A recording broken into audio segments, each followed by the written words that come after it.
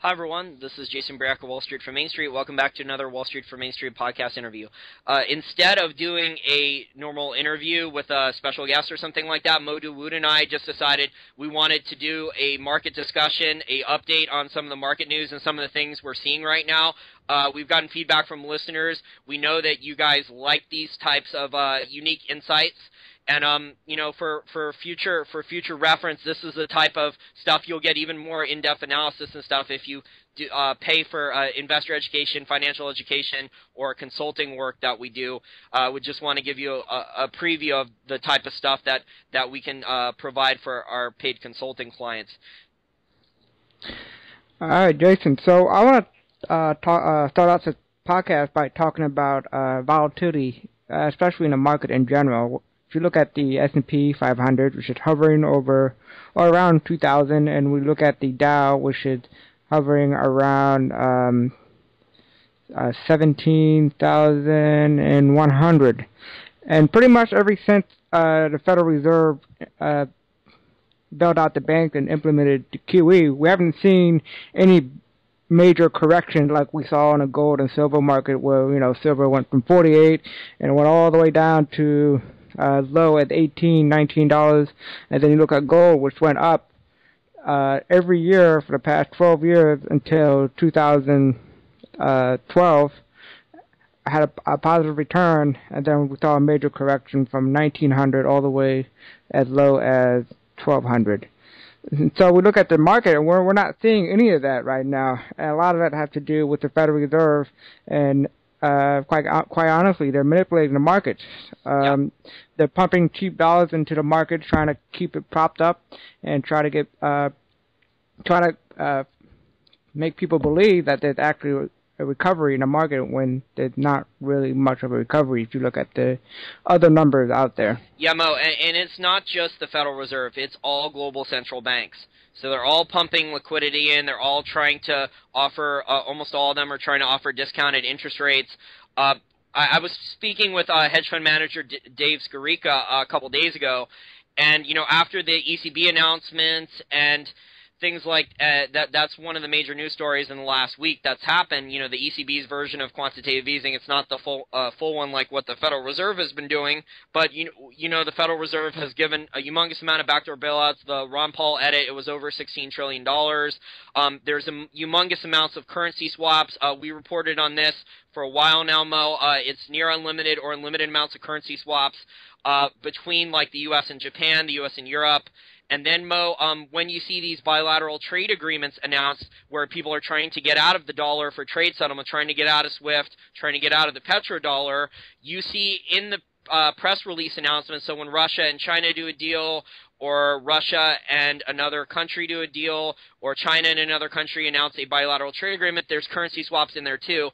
They're not going to tell us the truth about how much they're drawing. So I think, Mo, all of this liquidity is sloshing around globally in asset markets, and it's preventing normal, healthy volatility. And normal, healthy volatility, Mo, is markets don't really go straight up. So with the stock markets, basically, Mo, really the rules of the game essentially changed after Lehman Brothers, I think, where they decided they were going to basically do anything except for allowing another large bank to fail and or allow a large sovereign country to fail, at least to this point. I mean, my opinion can change if I see things changing, but that seems to be the way, the reality, unfortunately, of markets now, because they don't want to allow free market forces because they've made these banks way too big thanks to fiat money and all the global central banks.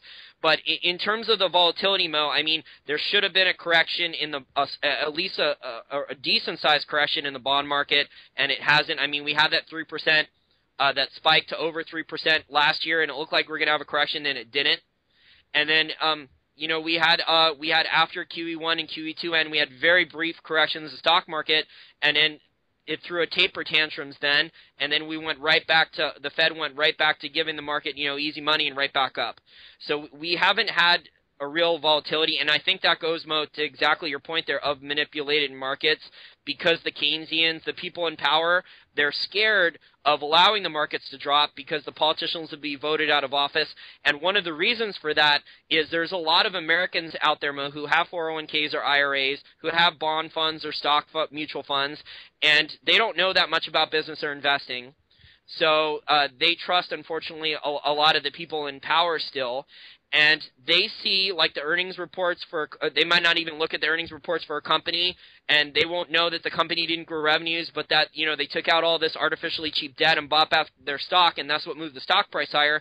They don't care, really, as long as the stock price and their account value goes higher, because they check their account once or twice a day, and that's really all they care about, is that their account's up. So if their account was dropping, you know, like a rock, that would wake more people up. Just like what happened with me in 2008, Mo, how I woke up when my parents lost so much of their money, you know, after that, after the 2008 collapse, and then I didn't get answers, and my family didn't get answers from our stockbroker at the time, because she was basically clueless, or she was told not to respond to us or anything like. I mean, most stockbrokers are just salespeople. Financial advisors are just salespeople, unfortunately.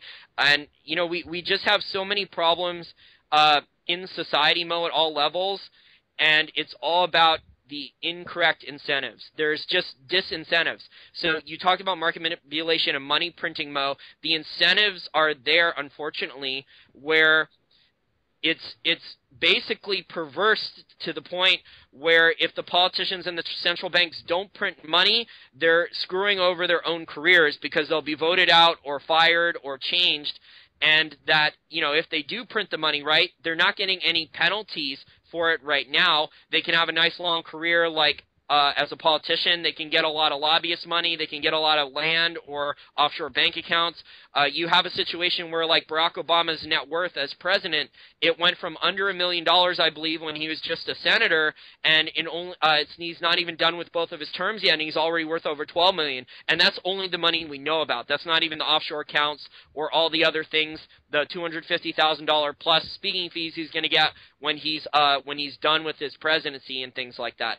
So we have incentive. Not only do we have market manipulation, which is stopping volatility, it's creating correlations in assets, Mo, that we really have not seen except for humongous bubbles, like either in Japan, like the Japan bubble before Japan collapsed in the late 80s, early 90s, or 1929 or 2007. That's when the assets, Mo, the lack of volatility and the assets being correlated is going hand in hand, Mo, and it has to do with the market manipulation and all this global quantitative easing, global carry trades, and you know, all the backdoor bailouts and currency swaps and things like that that's just sloshing around. And for people who don't know what carry trade are, I'm gonna give you a quick definition of what that is. People can definitely Google it and find more about it. But a carry trade is pretty much involving buying a high-yielding currency and funding it with a low-yield currency. So if a country like Australia has a yield of 4.5%, and then you look at another currency like U.S. with the yield is almost, let's say, for example, 0.25%, you would buy their currency and fund it with the low-yield currency like the U.S. dollar. So that's pretty much what a carry trade is. But you're right. The bailout and the QE is pretty much a political agenda just to keep the politicians in power and keep the banks intact so they can continue to rack in those crazy bonuses, and also hold the world in their own hand, because most of the asset is held by the bank, and there's not many competition in the financial industry, especially for retail banks. And if they collapse, I mean, that's pretty much the whole economy right there, global economy. So that's not a good thing, and which is why we need free market and capitalism, because it provides competition, it lowers prices, give more options for people who they want to bank with. And right now, not many options right now. It's either Wells Fargo, Bank of America, and if you like, you can go to your local credit union. So not much out there. And then I also agree with you on the fact that, you know, people don't check their investment account or a 401k that much. Like back in 2008, I know people that lost over 50% of their 401ks due to the housing bubble and financial crisis. And I mean, that set them back a lot, 50%. That's a lot. And right now, they gain a lot of it back, but if you don't factor in inflation, your returns are actually negative, depending on what you invest in, unless you invest in gold. Then that's a different story. But I agree with mostly what you said there, Jason. Yeah, and in terms of the assets being correlated, let me just explain that a little bit further for our listeners. If you took basic finance courses in college or MBA, you were taught some modern portfolio theory and some other things, and I really don't agree with a lot of it. But what I will say, though, is that in normal, healthy markets, normally, stocks, bonds, real estate, they all don't go up at the same time. So normally when stocks are doing good and real estate's doing good, bonds are normally not doing good. And the type of market we have now, Mo, is where basically everything is going up but commodities, but precious metals, but maybe certain types, but oil. We obviously have food prices going up because that's what's caused, some of the situations in Ukraine and the Arab Spring and things like that. Those are food related. A lot of the incidents that are happening globally and potential riots in Brazil and things like that, those are food price and energy price related due to price increases that have gone up globally. But it's just really amazing that the printed money, it's just all going into kind of the same yielding investments, the stuff it's done with junk bonds. People are not aware. They're chasing yield. Normally they would be in bond, they would be in treasuries or somewhere safer, money market funds, or somewhere where they can earn a very safe return. I think about 7 or 8 years ago, it was about 5 or 6% yield in treasuries. So that was a pretty decent yield, but now those people, since the treasury yield is so low, the Fed has repressed it due to has knocked it down artificially due to financial repression. So basically then Wall Street is going to make that excess income then off the asset price inflation, because Wall Street has it lowered and hedge fund managers can then borrow near zero too. You and me, Mo, we don't have millions of dollars in assets and collateral. We don't get to borrow at zero or near zero and do carry trades and all kinds of leverage trades. We're not hedge fund managers yet.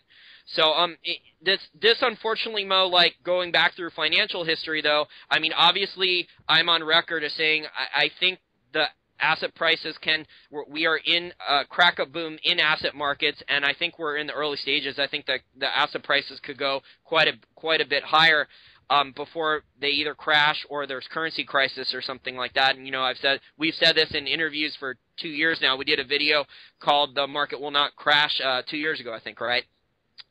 That's correct. Yep. Yeah, we did that because we realized that all this extra money was being put into the system, not just in the U.S., it was globally. And we saw that the currency swaps had already started with the U.S. and Japan and things like that.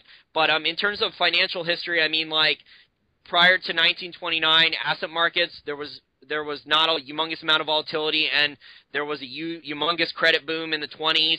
In bonds and interest rates, and people were borrowing like crazy, and there was a property bubble in Florida, and there was a stock market bubble prior to the 1929 crash with radio stocks and people taking out stocks on margin and things like that who didn't know anything about stocks, but just saw, it was a greater fool theory. It was a bubble. People saw the stock market was going up, and they saw the property market in Florida was on fire, and they thought it would only go straight up.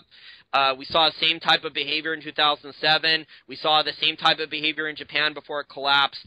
And this is the problem with the incentive structure. And, I talked about how there's no negative consequences right now to the politicians of the Federal Reserve or other global central bankers printing all this money right now. There's not negative consequences yet to where they're voted out of office and people are saying, hey, you're inflating all of our stuff. We're voting you out. It's not like the Fed can be held accountable. And, there's also negative consequences throughout society for the consumer, the incentive structure. I mean, not negative consequences. There's improper incentives for the consumer. The incentives, Mo, are for the consumer to keep borrowing, where the consumer doesn't have rising income. The U.S. consumer has falling discretionary income. especially the middle class consumer. In most cases, I know, unfortunately, Mo, there's a lot of people who just graduated college. There's even engineers at good engineering colleges from my alma mater, and I know a couple of them, Mo, and they're working at Starbucks.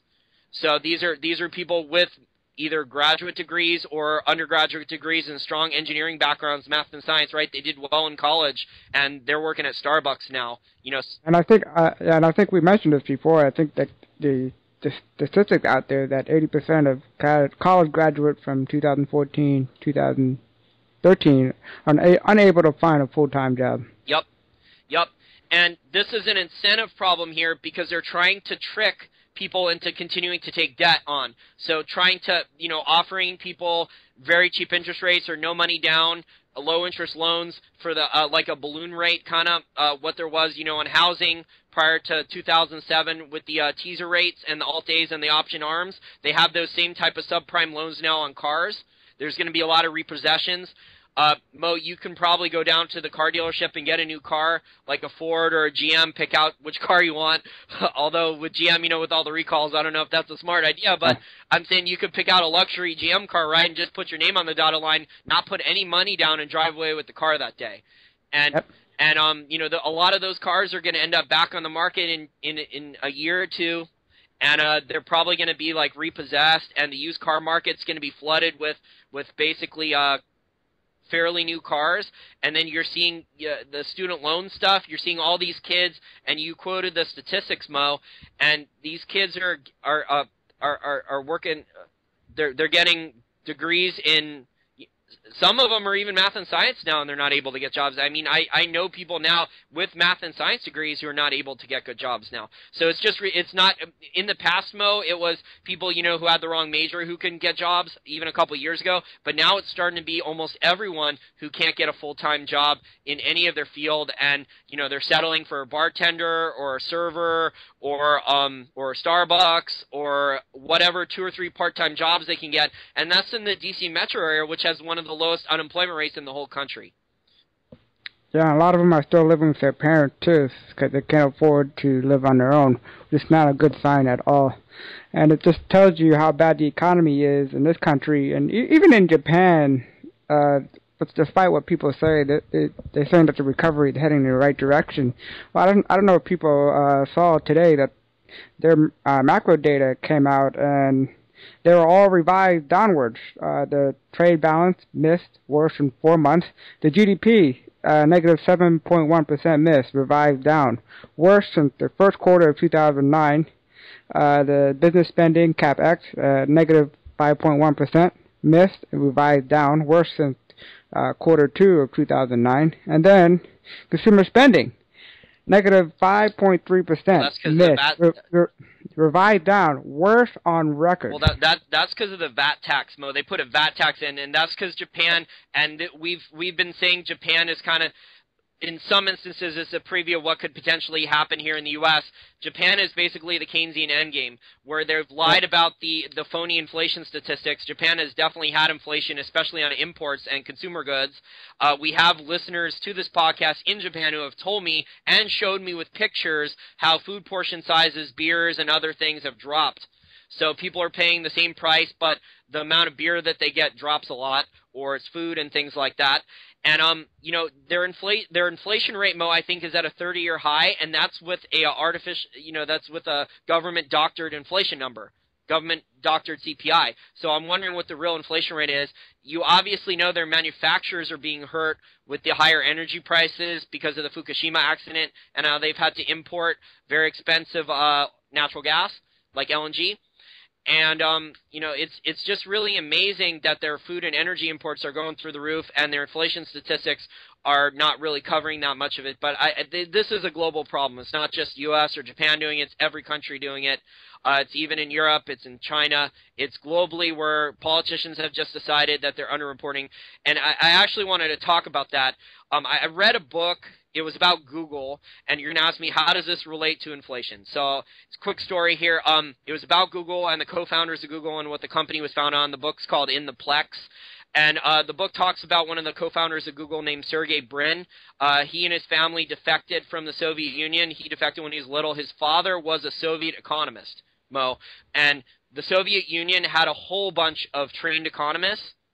And what the Soviet Union did was they loved their economists, and they would always tell their economists to come out with new formulas and new trickery to use data and formulas and equation to show, one, that there was no inflation in the Soviet Union, and two, that the Soviet Union's standard of living was higher than the U.S. So these propaganda releases using statistics and formula and data and supposed clean data and all these things, right, were released to the Soviet public in their propaganda media, in their mainstream media at the time. But no one in the Soviet Union believed any of it. Why? Because if you read the Jim Rogers book, right, which is a venture capitalist, or you go and listen to speeches from an Austrian school economist named Yuri Maltsev who defected, they'll talk about how there was no goods on the shelves. There was nothing, that your money really couldn't buy you anything in the Soviet Union. There wasn't any quality goods to buy. There was no choice. There was a black market, but people had to have dollars to buy on the black market. So, and people weren't working as hard. Talk with the people who tried to, when they were reunifying West Germany, East Germany, how lazy and not hardworking the majority of East Germans were. I've heard stories about how it took 4 East Germans to do the work of 1 West German when reunification first started because of communism and socialism. So my point, Mo, in mentioning this story is that the statistics and the stuff here in the United States, in China, in Europe, in Japan, it's that type of level of propaganda with the unemployment rate, with the CPI. We had a scandal, Mo. I don't know if you saw it a couple months ago. I think it was last year, actually.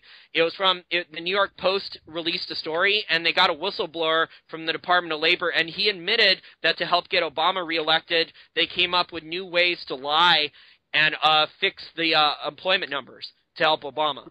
And I remember that. And he said he was told to do this. So we have all of these things like here, with the CPI, with all the rules changes in that, with all the GDP is bogus, especially when you account for inflation. The unemployment numbers are all BS. And the difference between those types of numbers, Mo, and the people in the Soviet Union who were doing basically the same thing is that so many people are brainwashed, or they're making money off the system. Again, this is a problem with incentives throughout society. So there's problems with the incentives for corporate executives. There's no incentive then for the corporate executive to invest in a lot of research and development for the company, and that, over the long term, Mo, is what creates value, creates a competitive advantage. If you reinvest here in the United States in research and development, and that's what creates jobs over the long term, higher paying ones. So you're seeing incentive problems at all different levels and jobs in society, in the public and private sector, with the consumer, with corporate executives, with small business. I mean, the taxes and Obamacare and rules and regulations and red tape for small business, it's not conducive to the small, and Mo, we speak with a lot of small businessmen. We have a lot of them listen to this podcast, and they send us feedback. There's not a lot of incentives, Mo, for them to hire more full-time employees. There's incentives for them to hire part-time employees now because of Obamacare and all the other things in place, unfortunately. I agree. There's a big disincentive in our society, especially for the middle class and lower class that have no incentive to save either because of the inflation. And even the interest they get in the savings account, it's negative in real terms. Oh, exactly. Yeah, but that's financial repression, Mo, and financial repression is essentially a wealth transfer, backdoor bailout to Wall Street, to hedge fund managers, and to the U.S. government and politicians so they can continue to spend and try and maintain the status quo at all costs. Because like you said, the middle class saver, the capitalist, the person with savings, should be getting some type of interest because there is inflation in the system. They should be getting a higher interest rate, Mo, is meant to compensate the investor for inflation, for taking inflation risk or bankruptcy risk or things like that. And the incentives are all perverse, and this is because of Keynesian economics and rent-seeking and the central planning culture, and also, you know, the stuff that Keynes wrote about the rentier class, so they shouldn't get an interest rate, they shouldn't make any interest rates, savers are evil hoarders, and things like that. So this is all an incentive problem, and it's derived from, you know, progressive thought, Keynesianism, Marxism, things like that. And what I notice is I think there's some people out there that notice that there's inflation and they're having a hard time keeping themselves on foot and paying for the bills and paying for groceries. And we're seeing people demanding higher wages now, especially for the lower classes, because of this. Instead, they should be protesting against the government and the Federal Reserve for creating all this inflation and making it harder and harder for you to stay afloat and feed your family. Yeah. So I think some people identify the problem, but the solution is not right, because higher wages will lead to less jobs for these people. Exactly, Mo. Or with what we have now with the technology boom, they're either going to get replaced, if they keep demanding higher and higher wages, they're going to get replaced with touch screens or robots or a software program due to automation. And that's what's happening, because the interest rates are cheap for large corporations, right?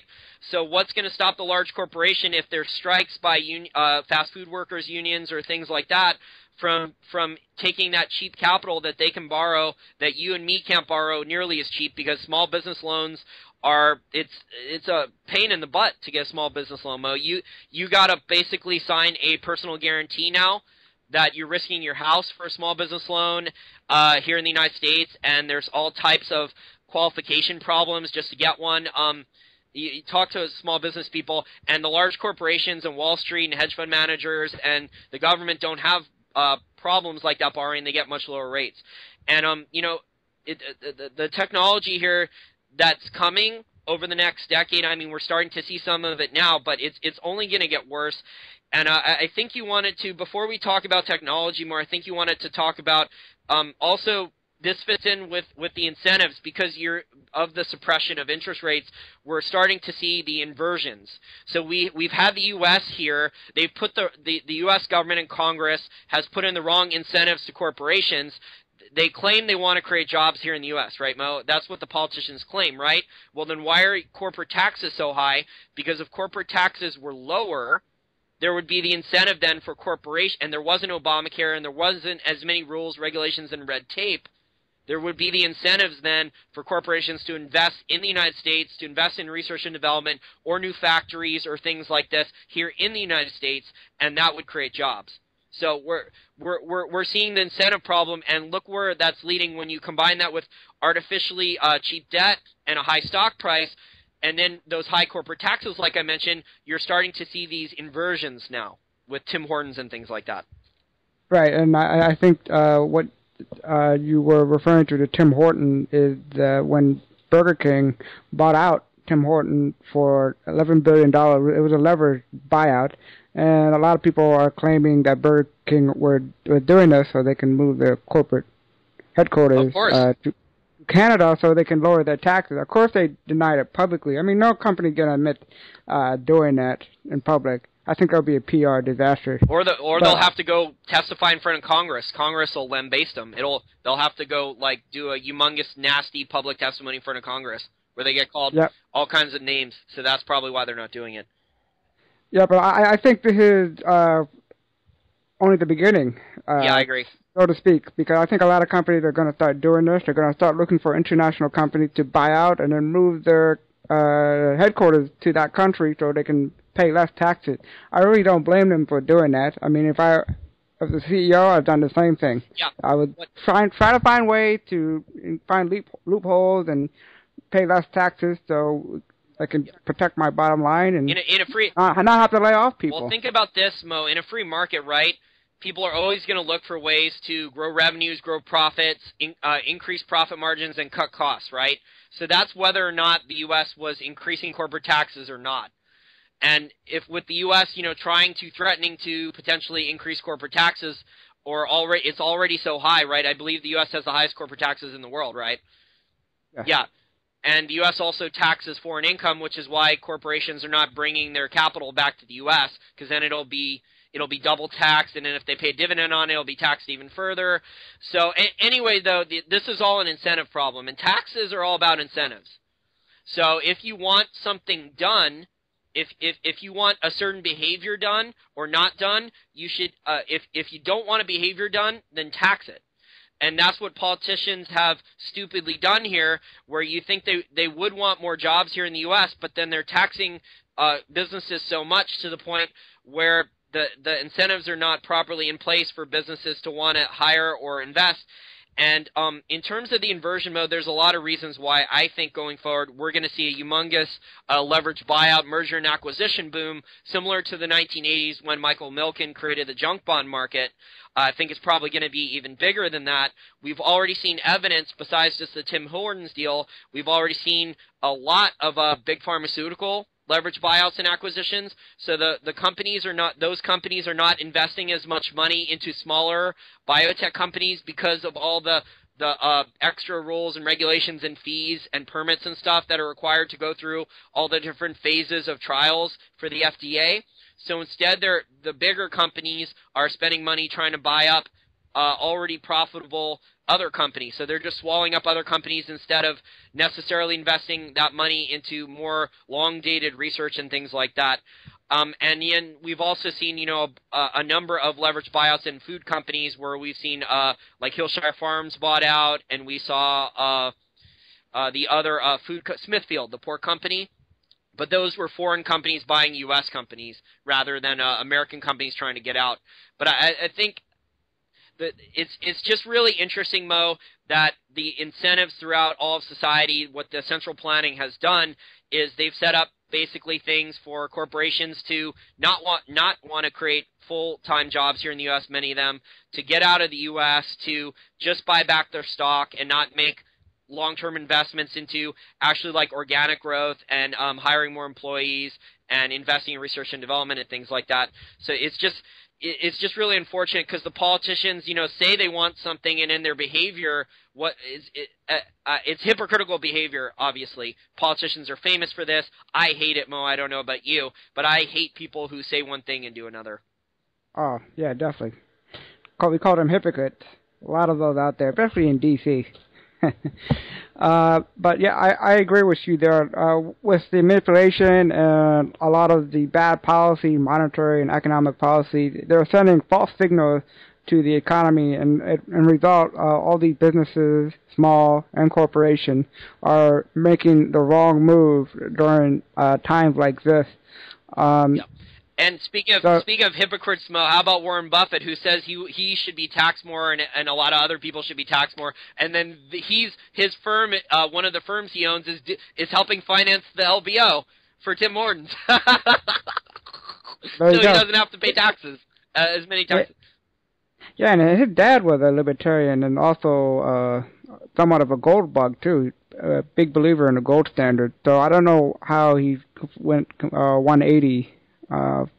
From his father's view. How about his? My best guess, Mo, is his Ivy League education, and all the professors that brainwashed him and that he'd agreed with. Because I think he did pretty well learning Keynesian economics at Columbia in grad school, and then he became buddies as he was rising up the ranks as a powerful investor. He started becoming buddies with politicians and things like that. So. That would be my best guess for why Buffett turned. Although I'm not sure he was ever really a libertarian. I know from reading a lot of Buffett books that he really respected his father. His father was one of his favorite people and a big role model of his. But I guess he just didn't agree with his father about all the things that were going to happen. But maybe Buffett did try to hedge with inflation. Obviously he did buy a lot of physical silver, and that from what I've heard about the situation, he was ordered to sell his physical silver position, and that over 100 million ounces of physical silver on the LBMA that he had accumulated, that was turned into the SLV. And then Buffett is buying inflation hedges now, Mo. He bought the railroads, which is a tie to the shale oil boom growth. They transport the shale oil, so that's basically an inflation hedge indirectly, because they transport commodities. The railroads transport food, agriculture, coal, copper, iron ore, and oil. And then he just bought a whole bunch of ExxonMobil shares. That's obviously an inflation hedge too, because ExxonMobil is probably going to keep growing its dividend, and they have a lot of oil and natural gas. Oil and natural gas historically have proven to be pretty good inflation hedges, unless Congress or another government either issues a windfall profits tax or something else, or tries to confiscate an asset in the company in one of the countries. And then Buffett also, Mo, I don't know if you saw this recently, he just started buying up John Deere shares. So that's a play on higher food prices, because farmers with higher food prices are going to want to go out and buy more tractors and stuff like that. John Deere has, I think, a 3% dividend yield for investors out there. It's probably a good long-term play right now if Buffett's been accumulating it, but that's tied to commodity growth too. Right. And also, I don't know if you know this, but they also bought Suncor Energy as well. Oh, yeah. Yep. So that's one of the biggest oil sand companies in Canada. A very solid company as well. It's one of the companies that we wrote about in our oil report, if people still have a copy of that. So check that out. So let's transition here and talk about shorting idea that people would like to know about from us. I say with the inflation that we have in the economy, the biggest hit is going to be the restaurant industry and retail industry in general, because a lot of them are lagging for the past few years. I mean, last Christmas was a horrible season for a lot of the retailers. And even now, if you walk into Macy's, they start having crazy sales and discounts, like 60% off, 50% off, 30% off, buy one, get one free. I'm seeing that everywhere throughout all the stores and major retailers. Yep. So I guess the retailers are still in bad shape. Yep.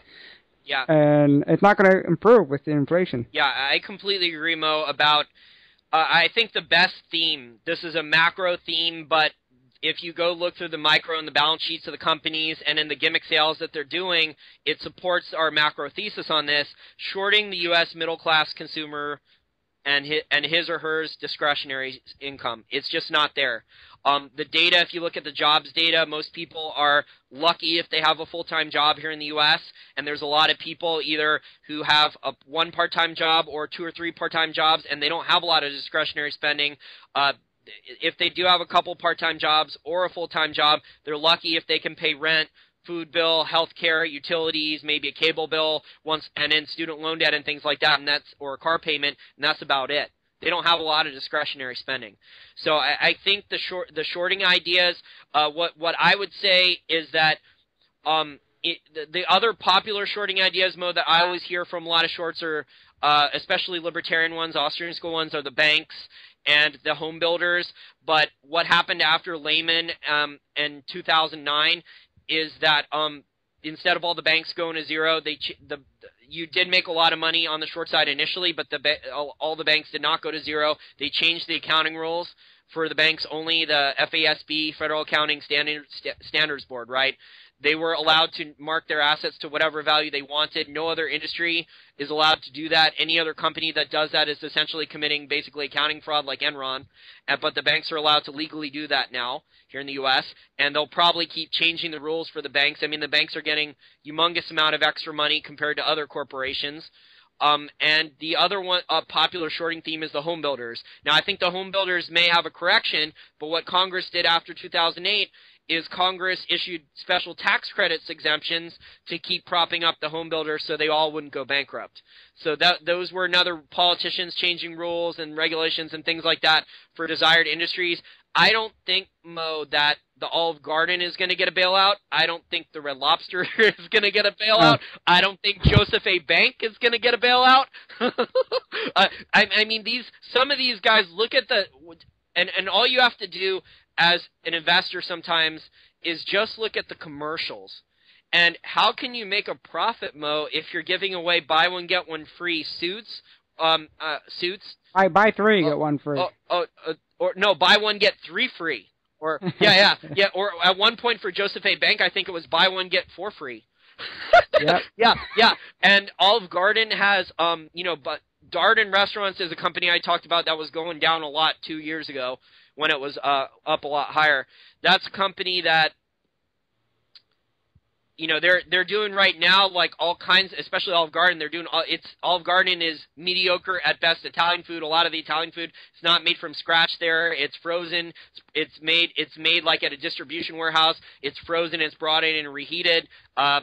And people just don't have the discretionary income to go out and eat at Olive Garden once a week or a couple times a week like they used to in the past. So I don't want to just single out Olive Garden, but I think there's a lot of opportunities there for the casual dining restaurant, for the middle-class consumer, and it's not there. And our evidence is supporting that. Listen to other retail analysts like Howard Davidowitz. He's a great retail analyst. Listen to him talk about all the different stores that are closing down and things like that.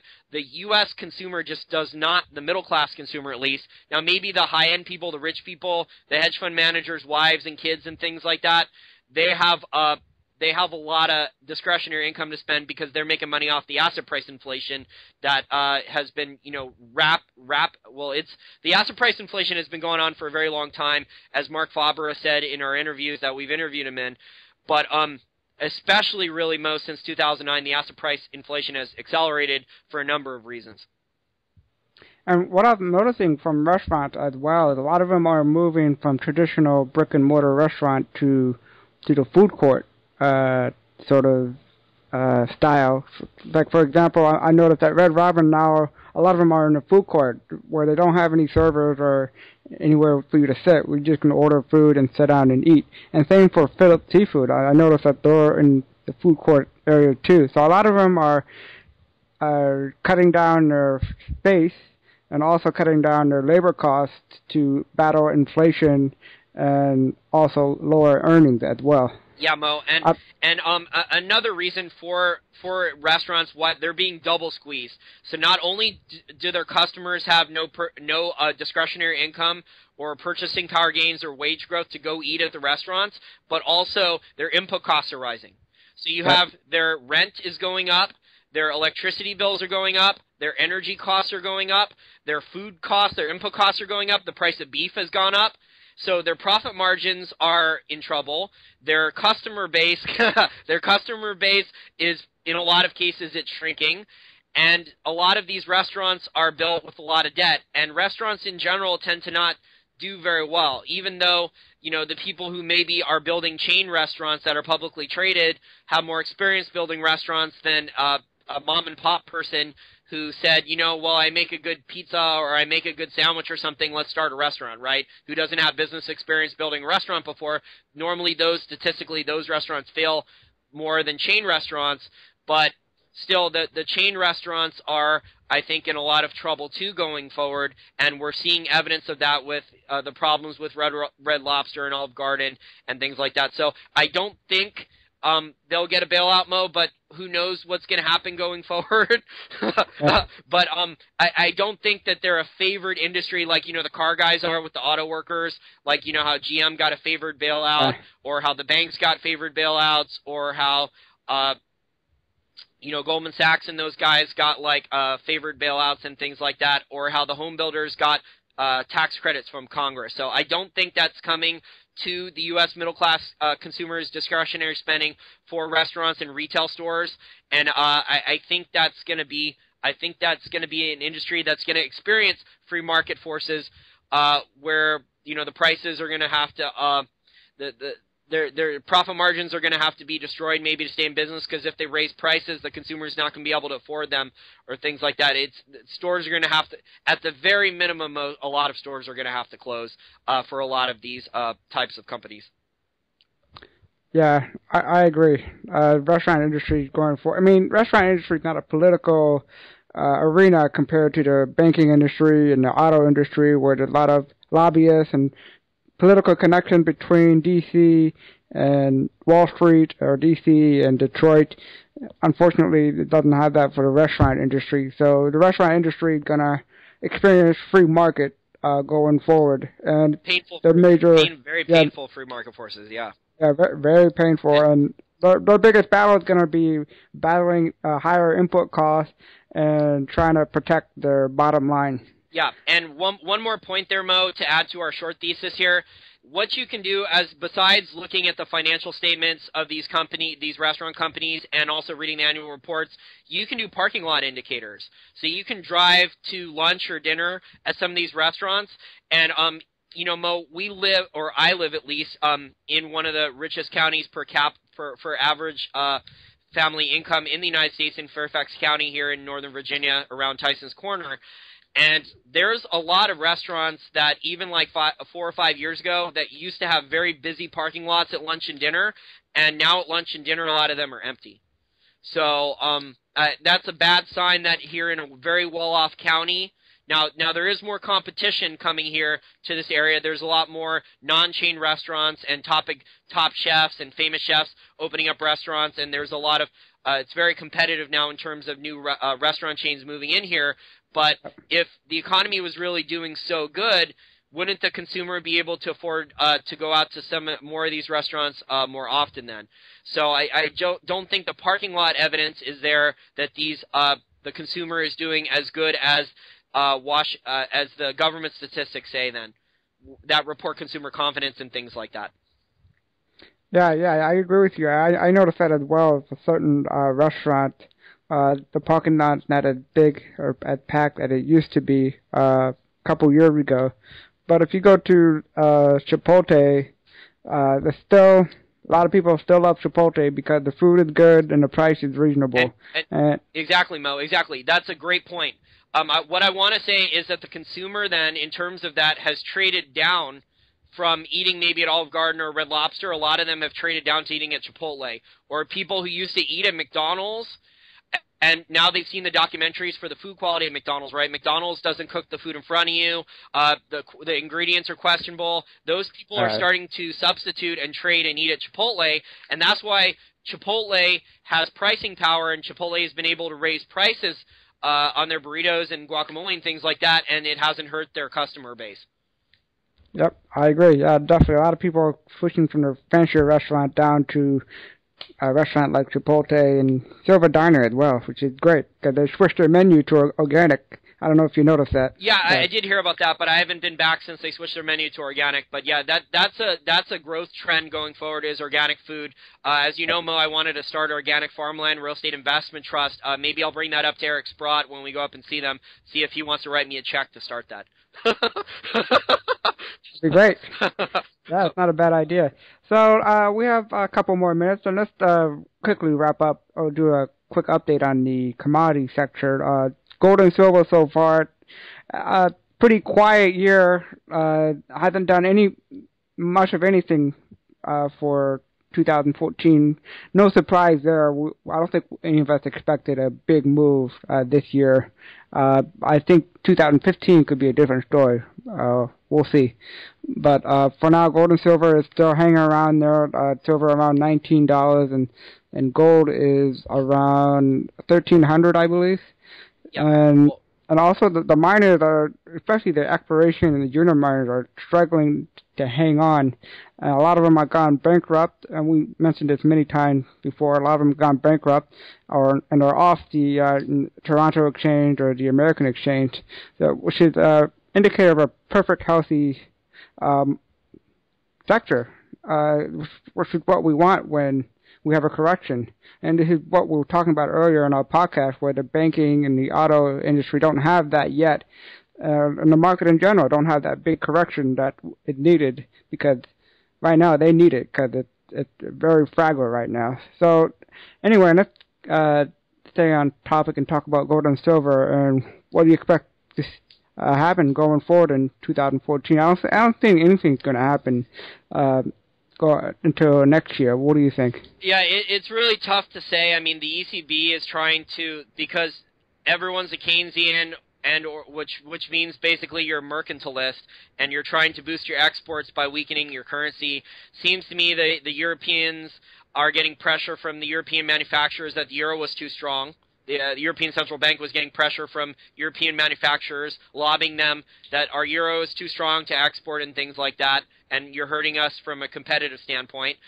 So in terms of that, I mean, I said earlier in the year, I said January for January predictions that I thought gold would end up around 1525 and then maybe correct, get as high as 1525 and then maybe correct back to 1450 or 1425 by the end of the year in 2014, and then silver would maybe get up to $25 to $30 an ounce by the end of the year.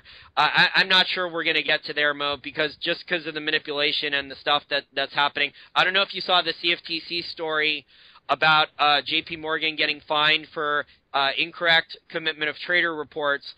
But I mean, all the data is just all you can't believe any of the data anymore, really. I mean, I guess when you look at a balance sheet of probably the best data you can hear from anywhere is if you actually read an annual report and read the footnotes, or you listen to conference calls from a company, and then you find out how that industry is doing. So if you want to find out how the consumer is really doing, you should listen to Walmart. You should listen to Chipotle conference calls. You should listen to, a big retail store guy and see what they think.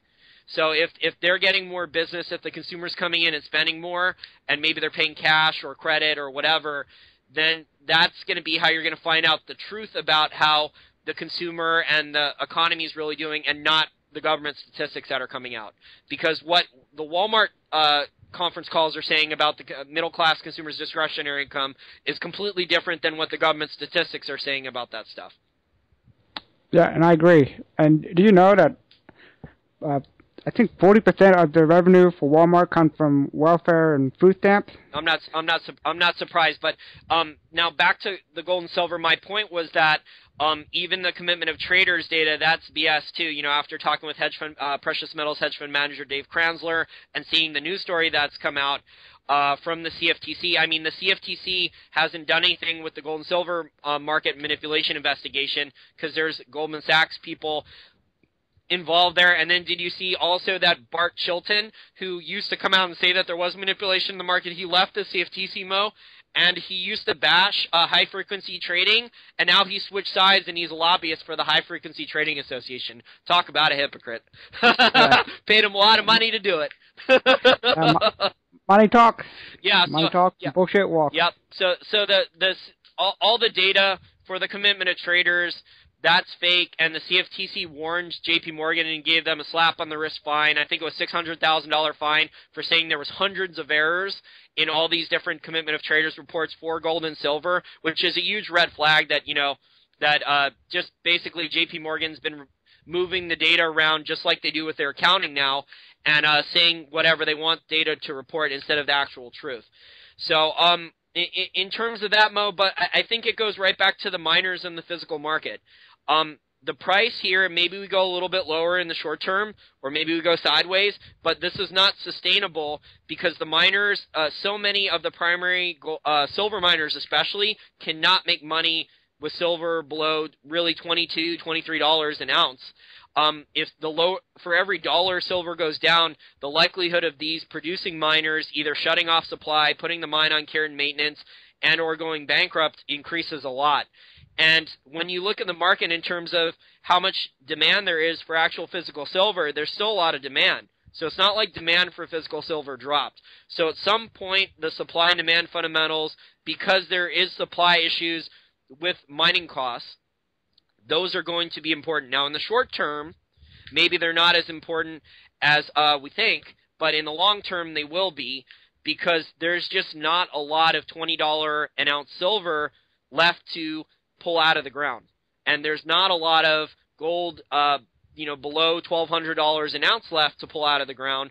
The grades are just declining.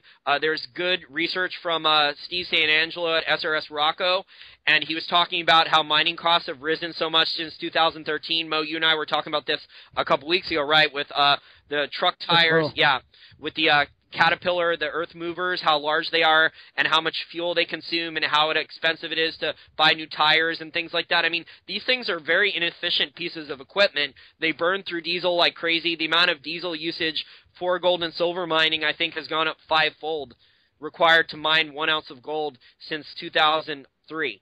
So in 10 years, Mo, the amount of diesel required to mine 1 ounce of gold has gone up 5-fold. That's not a situation where it's going to be really easy unless their amazing new technology comes out to mine and all the miners switch to it very quickly, which is not likely.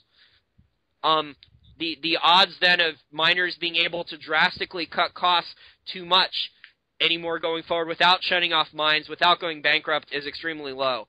So maybe we do have a little bit lower to go in precious metals, and then the actual producing mines go on care and maintenance, shut off, more miners go bankrupt. Maybe we go sideways for another couple months or something like that. But yeah, I think we're probably going to go sideways for another couple months, and then we're going to go higher at one point, because I think the Fed's going to panic and probably maybe increase QE if there is any type of asset correction. Yeah, I agree there. I mean, gold and silver is not going to stay this low forever. I know a lot of people are frustrated or getting impatient with gold and silver, but with the strong fundamentals, strong demand, and tight supply, it's not going to stay that low forever. The manipulation, Mo, has been done intentionally to frustrate people, to get people to turn and throw the towel and quit. And it's hurting the miners a lot, and I wish the miners would come out and speak out about the manipulation. But, you know, I speak off the record with the CEOs of some of these mining companies. Some of them have a lot of debt to the banks, and they're scared to come out and criticize and talk about the manipulation and fund GATA with donations and stuff like that to allow GATA to run TV commercials or things like that to promote the truth about the market and what's really going on. So it's a really messed up situation right now, and I don't think it's sustainable to continue to produce for these primary gold or silver miners to continue to produce for much longer at these prices, especially if prices go a little bit lower. The mines are just going to shut off. And, you know, this is in the face of better fundamentals.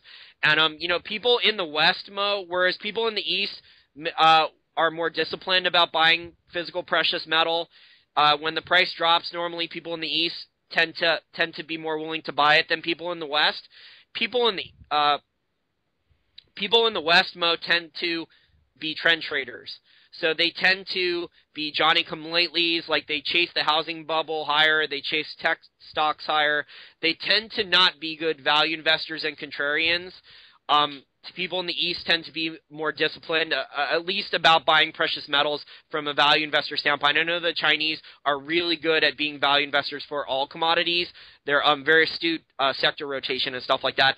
But we're not seeing that in the West. If the sentiment's bad for an asset class in the West, and the sentiment has been pretty bad for precious metals, we've been in a cyclical bear market, I think, since the mid-2011, right? So sentiment's been bad. The chart's been bad. People in the West are mostly trend traders and chasers, and things like that, like hedge fund managers who want to chase trends. And there's a lot of pressure on them to, you know, meet or beat their quarterly benchmark or the other hedge fund manager that's doing a similar investing methodology to them or trading methodology to them. So that's what we have in precious metals. I think people should just, you know, if you have the money to do so, it's not really an investment to buy physical metal. It's just for insurance and savings and wealth preservation. You know, if all you can afford is one or two Silver Eagles a month to continue to buy, then just stay disciplined doing that. And I think in the long term, I think you're going to be, in the long term, a couple of years from now, I think you're going to be very happy that you bought silver below $20, a couple Silver Eagles below $20, or whatever's reasonable for you to afford. Platinum and palladium are also good. Platinum and palladium have actually done pretty well, but those are fundamental reasons. Yep, yeah, and I agree with everything you said there. I mean, people should definitely take advantage of the low prices in gold and silver, because in a few years, if it shoots up, say gold over 2,000 or silver over 50, you're gonna wish that you bought more when it was lower. So even though people are getting frustrated, they should stay patient and buy silver and gold when they can, and they're going to be happy in the long run that they did it now. Yeah, I agree. Now, in terms of investments in commodities, the commodities are by far the most depressed sectors across the board. There's a lot of, we tell our consulting clients this, when we're discussing asset allocation strategies. By the way, for people out there who are interested in consulting, not only do we talk about how to do valuation for natural resource stocks and things like that, we do give our opinion on specific stocks if listeners want to talk about that, but we teach people how to do basic hedging strategies where it doesn't require that much capital and you don't have to necessarily do a lot of day trading or anything like that. There's efficient hedging strategies that you can do, and then there's other types of asset allocation strategies besides natural resources and precious metals and things like that. We have other investing ideas. But in terms of value, that's available. I mean, there's not a lot of good value right now in the stock market, Mo. Once in a while, you'll have a really good dividend stock company with a durable competitive advantage, an economic moat, a Warren Buffett type consumer monopoly, where the company will bomb earnings like Hershey's Chocolates did about 4 or 5 years ago. I think 2008, 2009. They were bombing their earnings, and if you bought the stock back then when there was blood in the streets, the stock's up over 100% now, and the dividends increased. You just got to wait and have some cash on the sidelines to go in and buy those things when they go on sale. So quality dividend stocks, when they go on sale, are still good. The valuations on most of those, though, are not really good right now. The market's just been paying a higher market multiple. Money managers have been, forced to basically buy some of these things, even though they know it's not a good idea to buy these stocks at these valuations. And these large companies, and this is another reason why there's going to be a lot of mergers and acquisitions going forward, Mo, these companies are not really able to grow on their own. They're not able to grow revenues on their own. They're either not having success investing in foreign markets, and it's too expensive, they view it, to invest in the United States for a lot of companies. Yeah, and I agree. Yeah, a lot of these companies, especially in the natural resource sector, the management is very poor. Only a very handful of management out there actually know what they're doing and know how to grow the company, and they care about the company rather than their first-class ticket and their nice perks that they get for being a CEO. Yeah. So that's another reason why we see a lot of M&A in natural resources, because there's good management that know what they're doing, that knows how to grow companies, so they buy out other smaller companies that's not doing well because their business model is poor or the execution was poor. Yeah, and there's some really good value still in the oil market. A good amount of some of the stocks we wrote about in the Petro Profit Report in 2012, some of them have gone up quite a lot, but there's also a number of them in the report that haven't done that much yet, and the companies are growing revenues and earnings, and the market's just not valuing them properly right now. So these companies operationally are doing pretty solid, and they should deserve a higher valuation, a re-rating, a higher market multiple from the stock market, and they're not getting it. So I do like yield plays in the oil and natural gas markets. There's good producers that produce oil and gas, and there's also master limited partnerships, which are, if they're midstream companies, are either service companies or pipeline companies, but a lot of those are at 52-week highs, and the valuations on those are not too good. You got to wait till some of the MLPs. It's just like one of those large cap dividend stocks I was talking about. You got to wait till they bomb an earnings or two, like what Lynn Energy did when it dropped last year. When it dropped from like 35 or 40 down to about 20, and there's blood in the streets. And when I was working at Investing Daily covering master limited partnerships, we were getting hate email and phone calls from people who put, hundreds of thousands of dollars into Lynn Energy and were living off, the 8% yield. They were relying on it for a check, and they were worried about their distribution getting cut and things like that, and they were screaming at us, calling us bums and things like that. But, no one said to put all your money in just one MLP. But people are doing it anyway, right? Because I guess they figured that, people kind of are convenient and kind of lazy, and, they saw the opportunity. They had a couple 100,000 or more in capital, and they were either retired or they were looking for other streams of income, and they were looking to make easy money off the yield and live off of it or whatever.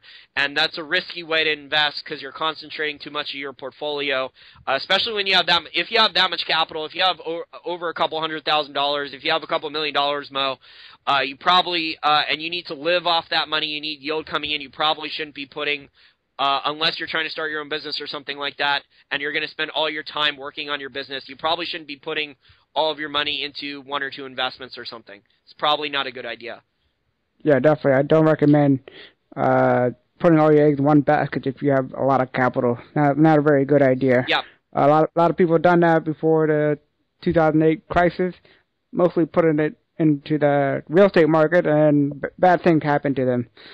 So people should definitely not do that again. Yeah. The outcome is going to be the same no matter what. So people should stay away from putting everything in one sector.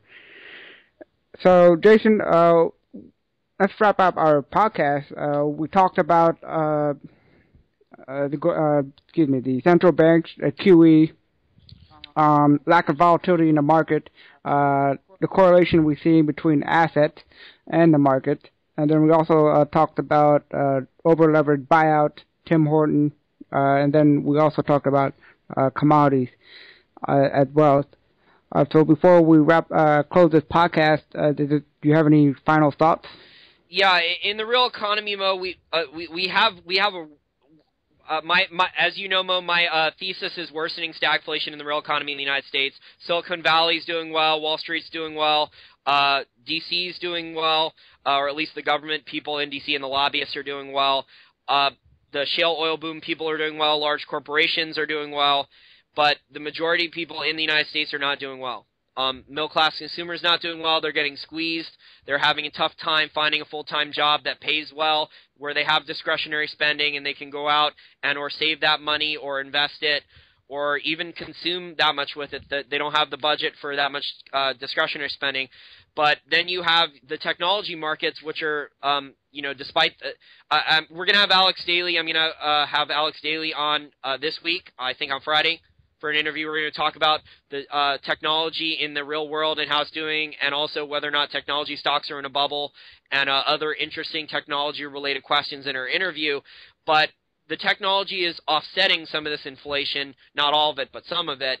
And I think the technology, the shale oil boom and Silicon Valley, along with the Fed able to export this inflation thanks to currency wars and dollar pegs and things like that, and other foreign central banks manipulating their exchange rates on the foreign currency markets and absorbing the inflation from the developed world, this is preventing the U.S. from collapsing and hyperinflating.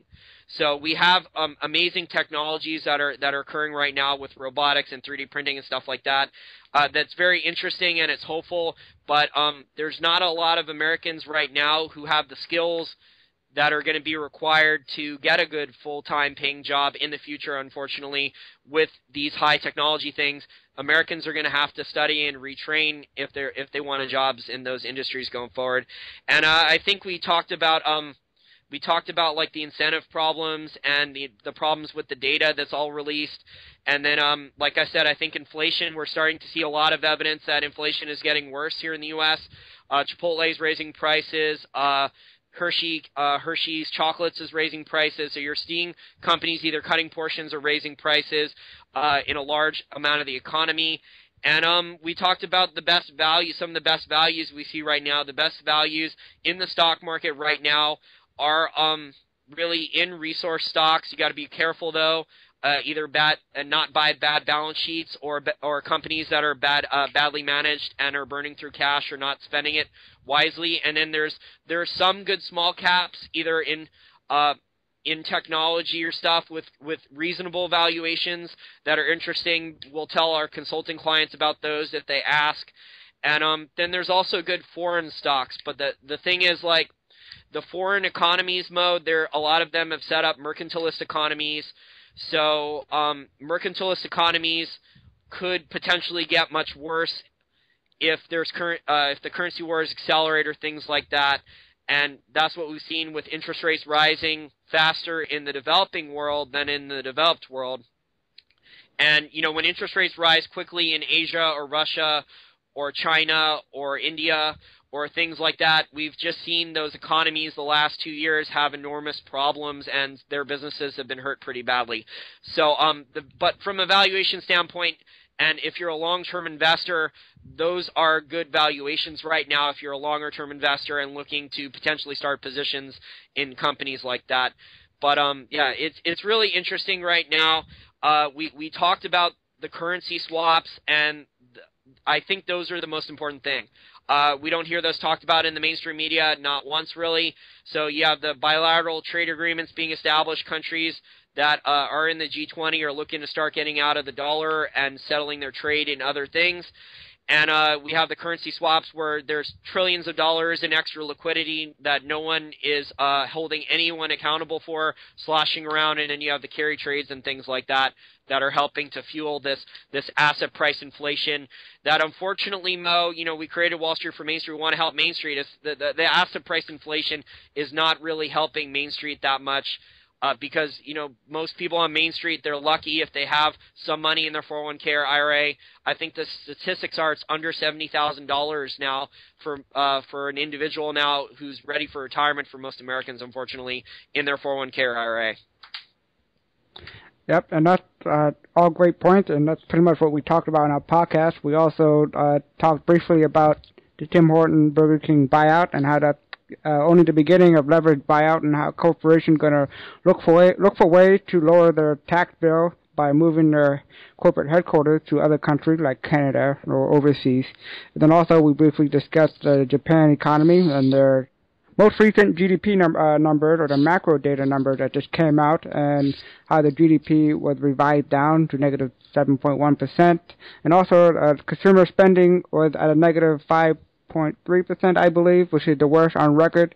A lot of that is contributed to the major tax hike that they imposed. If you look at the stock market, the stock market was hovering around 1,600 before the tax hike. Now it's around 12,000. Sorry. So the tax hike had a negative consequences on their economy. And so that's pretty much what we talked about in this podcast. I hope people enjoyed our podcast. And also I want to mention something, that our website is going through a technical difficulty, and it's currently down. We apologize for the inconvenience, but if you want to check out our other podcasts, you can go to our YouTube channel. They're still up there. And if you want to contact us, you can contact us at wallstreetfrommmainstreet@gmail.com. We're also on Twitter and also on Facebook, too, if you want to contact us. So, Jason, thank you for your time. And for everybody out there, until next time, I hope you guys have a good week.